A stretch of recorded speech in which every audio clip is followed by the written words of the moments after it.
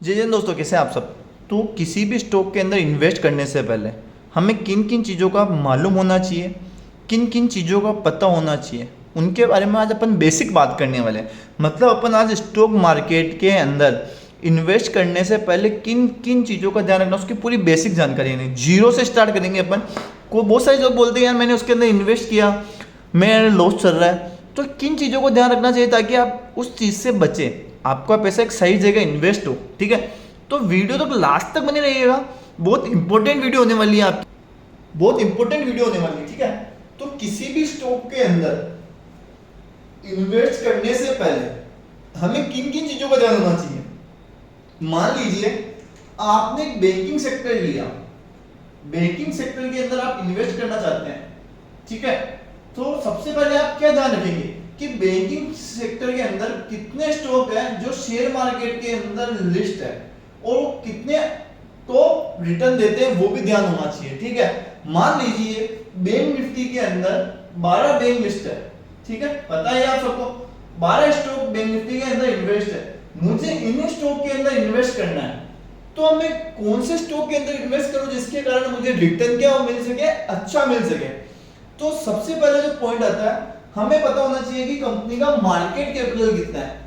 Market capital से हमें क्या चीज पता लगती है, मार्केट कैपिटल से हमें ये चीज पता लगती है कि जो स्टॉक के अंदर आप इन्वेस्ट करना चाह रहे हैं वह स्टॉक लार्ज कैप है, मिड कैप है या स्मॉल कैप है। ठीक है, तीन तरह की कैटेगरी होती है। मार्केट कैपिटल से यह पता लगता है कि आपका स्टॉक लार्ज कैप है, मिड कैप है या स्मॉल कैप है। ठीक है, मार्केट कैपिटल चेक करने के बाद आपको यह पता होना चाहिए कि उस कंपनी का पी रेशियो क्या है, प्राइस अर्निंग रेशियो। ठीक है, इस पे भी डिटेल वीडियो बनाऊंगा मैं, वो आपको जल्दी मिल जाएगी चैनल पे। ठीक है, तो पी रेशियो का पता होना जरूरी है, जिससे कारण ये पता लगता है कि ये स्टॉक इस प्राइस में सही है या नहीं है। मान लीजिए अभी एचडीएफसी बैंक, एचडीएफसी की प्राइस चल रही है 1540 रुपए, तो पी रेशियो से ये पता लग सकता है कि 1540 रुपए एचडीएफसी बैंक की फेयर वैल्यू है या नहीं है। ठीक है, ये इंपॉर्टेंट बात है। तीसरी चीज है आरओई, हमें आरओई का ही पता होना। इन दोनों चीजों पे पी रेशियो और आरओई का मैं एक अलग वीडियो बनाऊंगा पूरा डिटेल में, जिसके कारण आपको पता लग जाएगा कि स्टॉक इस रेट में, इस प्राइस में सही है या गलत। ठीक है, चौथी चीज share holding pattern. Share holding pattern का भी स्टॉक के अंदर बहुत इंपॉर्टेंट रोल प्ले करता है। बैंकिंग सेक्टर के अलावा आप किसी भी स्टॉक के अंदर इन्वेस्ट करेंगे, मान लीजिए शेयर होल्डिंग पैटर्न 60% है, इसका मतलब ये होता है प्रमोटर्स। ठीक है, मान लीजिए आपने शेयर होल्डिंग पैटर्न का लिस्ट निकाला, उसमें लिखा हुआ प्रमोटर 60%, एफआई 20%, डीआईए 10%, अदर 10%। इसका मतलब क्या होता है कि कंपनी के अंदर प्रमोटर की हिस्सेदारी, जो कंपनी का ओनर है उसकी हिस्सेदारी कितनी है 60%, एफआई फॉरेन इन्वेस्टर उनकी हिस्सेदारी कंपनी के अंदर कितनी है 20%, डीआई उनकी हिस्सेदारी कितनी है 10%, अदर के अंदर आता है पब्लिक उनकी हिस्सेदारी 10%। जितने ज्यादा प्रमोटर्स होते हैं, ध्यान से सुनिएगा, किसी भी स्टॉक के अंदर प्रमोटर होल्डिंग ज्यादा होती है, वो एक अच्छी चीज होती है, वो एक प्लस पॉइंट होता है हर एक स्टॉक के अंदर। क्योंकि अगर कंपनी को कल ना करते कुछ भी हुआ तो सबसे पहले क्या जाएंगे, प्रमोटर्स के हाथ से पैसा जाएगा। तो कोई भी प्रमोटर ये नहीं चाहेगा कि उनको नुकसान हो।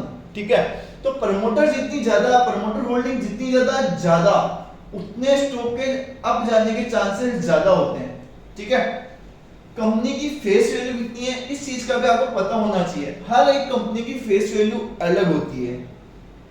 कंपनी का 52 वीक हाई और 52 वीक लो, इन दोनों चीजों को ध्यान में रखिएगा। 52 वीक हाई का मतलब ये होता है कि जो स्टॉक की प्राइस है वो सबसे ज्यादा कब हुई, मतलब मान लीजिए अभी एचडीएफसी बैंक की चल रही है प्राइस 1540 और इसका 52 वीक हाई है 1580 रुपए और 52 वीक लो है 1300 रुपए। तो 52 लो पे अगर मान लीजिए अभी स्टॉक 1540 रुपए ट्रेड कर रहा है, तो आपको क्या पता होना चाहिए 52 वीक हाई का मतलब है कि एचडीएफसी बैंक अब तक 1580 रुपए से ऊपर ट्रेड नहीं किया है, समझ रहे हैं। और 52 वीक लो का मतलब ये है कि जब 1300 रुपए की प्राइस आ जाएगी आईडीएफसी बैंक की, तो ये इसकी क्या है, लो प्राइस है। अगर इसके नीचे आईडीएफसी बैंक ट्रेड करता है तो डाउन जाने के चांसेस ज्यादा है। और 52 वीक हाई 1580 के ऊपर ट्रेड करके सस्टेन करता है तो अब जाने के चांसेस ज्यादा है, ठीक है। इस चीज का पता हो गया। अब स्टॉक रिटर्न, सबसे इंपॉर्टेंट चीज ये भी है स्टॉक रिटर्न। मान लीजिए बैंकिंग सेक्टर का रिटर्न, बैंकिंग सेक्टर का रिटर्न है 24% ईयर, कितना 24% का रिटर्न दे रहा है बैंकिंग सेक्टर। लेकिन उसके अंदर अपने को ये चीज पता होना चाहिए कि एचडीएफसी बैंक कितना रिजल्ट रिटर्न दे रहा है। आप इन्वेस्ट किसके अंदर कर रहे हैं, एचडीएफसी बैंक के अंदर, ठीक है। तो एचडीएफसी बैंक का रिटर्न कितना होना चाहिए, मान लीजिए एचडीएफसी बैंक का रिटर्न है 15% और बैंकिंग सेक्टर का रिटर्न है 24%, तो क्या हुआ, नेगेटिव आता ना। हाँ 20-21% रिटर्न होता तो हम सोचते कि 2-3% चलता है, वेरिएंस आता है, बट 15% रिटर्न बहुत कम हो जाता है। जबकि बैंकिंग सेक्टर रिटर्न दे रहा है आपको 24%, एचडीएफसी रिटर्न दे रहा है 15%, वहीं एसबीआई आपको 20% रिटर्न दे रहा है। तो आपको इन्वेस्ट किसके अंदर करना पड़ेगा, एसबीआई के अंदर करना पड़ेगा ना। तो स्टॉक रिटर्न का भी बहुत इंपॉर्टेंट रोल प्ले होता है। डिविडेंड, कंपनी डिविडेंड देती है या नहीं देती, इन चीजों को ही पता होना है। फ्यूचर ग्रोथ, फ्यूचर ग्रोथ की मैं बात कर लेता हूं। फ्यूचर ग्रोथ आप चेक कैसे करेंगे, सबसे इंपॉर्टेंट बात, फ्यूचर ग्रोथ चेक करने के लिए, फ्यूचर ग्रोथ चेक करने के लिए सबसे पहले आपको क्वार्टरली रिजल्ट चेक करने होंगे, ठीक है। क्वार्टर 4 हुआ, क्वार्टर 3 हुआ, क्वार्टर 2 हुआ, ऐसे क्वार्टरली रिजल्ट आपको चेक करने होंगे। क्वार्टरली रिजल्ट से आपको ये चीज पता लगेगी कंपनी की परफॉर्मेंस, कंपनी की परफॉर्मेंस कैसी है, ठीक है, उसका फ्यूचर गोल कैसा है, ठीक है। कंपनी की परफॉर्मेंस का पता लगेगा क्वार्टर 4 के रिजल्ट से, फ्यूचर गोल का पता लगेगा, कंपनी की रेवेन्यू के बारे में पता लगेगा, ठीक है, कंपनी की रेवेन्यू के बारे में पता लगेगा, कंपनी के प्रॉफिट के बारे में पता लगेगा, कंपनी की सेल ग्रोथ के बारे में पता लगेगा, कंपनी के एक्सपेंसेस के बारे में पता लगेगा, कंपनी की असेट्स का पता लगेगा, ठीक है। तो क्वार्टर रिजल्ट हमेशा चेक करें, चाहे वो कोई से भी क्वार्टर का हो। हर स्टॉक को इन्वेस्ट करने से पहले आप उसका क्वार्टरली फास्ट डाटा देखिए कि कंपनी की रेवेन्यू ग्रोथ कितनी है, कंपनी की परफॉर्मेंस कैसी है, कंपनी का फ्यूचर गोल क्या है, कंपनी की सेल ग्रोथ क्या है, कंपनी के एक्सपेंसेस कम हो रहे नहीं हो रहे, कंपनी की एसेट क्वालिटी इंप्रूव हो रही नहीं हो रही, कंपनी किन सेगमेंट में काम करती है, ठीक है। पहला पॉइंट तो ये फ्यूचर ग्रोथ के लिए। दूसरा पॉइंट क्या है, दूसरा पॉइंट ये है कि फ्यूचर के अंदर क्या वर्क करेगा, फ्यूचर ग्रोथ, कि जिस कंपनी के अंदर मैं इन्वेस्ट कर रहा हूं उसका फ्यूचर के अंदर ग्रोथ होने के चांसेस कितने ज्यादा है। मान लीजिए आप इंफ्रा कंपनी के अंदर इन्वेस्ट कर रहे हैं, किसके अंदर, इंफ्रा कंपनी के अंदर, और अगर मोदी सरकार, बीजेपी सरकार आती है तो इंफ्रा के अंदर चांसेस क्या होंगे, ज्यादा होंगे, तो ग्रोथ कितनी आएगी, ज्यादा होगी। तो आप किस कंपनी के अंदर काम करेंगे, इंफ्रा के अंदर इन्वेस्ट करेंगे ना। इंफ्रा हो गया, पावर सेक्टर हो गया, ठीक है, पावर हो गया, इंफ्रा हो गया, टेलीकॉम सेक्टर, टेलीकॉम सेक्टर के अंदर भी ग्रोथ होगी, साथ में साथ सेमीकंडक्टर, फिर बैटरी।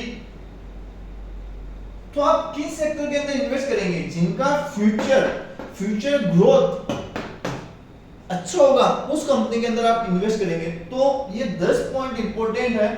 किसी भी कंपनी या किसी भी स्टॉक के अंदर आप पैसा इन्वेस्ट करने से पहले इन 10 चीजों को एक बार नोट कर ले, ताकि इसके आप पता लग सके आप लार्ज कैप में इन्वेस्ट करना चाह रहे हैं या स्मॉल कैप के अंदर या मिड कैप के अंदर।